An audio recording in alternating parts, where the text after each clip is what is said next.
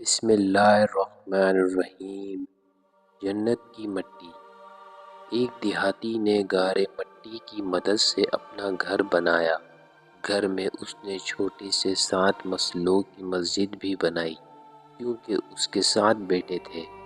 تعمیر مکمل ہوئی تو اس نے اپنے بیٹوں کو بلایا اور کہا کہ میں چاہتا ہوں کہ مسجد کی لپائی جنت کی مٹی سے کروں۔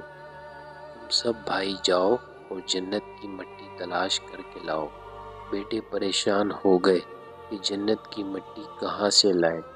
باپ کا حکم تھا۔ 6 بیٹے ڈھونڈنے نکل کھڑے ہوئے۔ جبکہ سب سے چھوٹا اور 7واں بیٹا بیمار تھا، وہ گھر پر ہی رہا۔ بھائی شام کو تھکے ہارے خالی ہاتھ گھر لوٹے تو کیا دیکھتے ہیں، چھوٹا بھائی بوری میں مٹی بھر کے بیٹھا ہے۔ باپ نے پوچھا، بیٹے گھر بیٹھے تجھے جنت کی مٹی کہاں سے مل گئی؟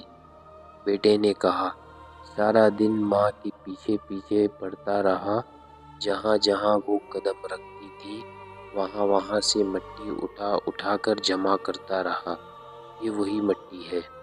دوستو، اس کا مطلب یہ ہے کہ ماں کے پاؤں کے تلے مٹی بھی جنت سے کم نہیں۔ سبحان اللہ۔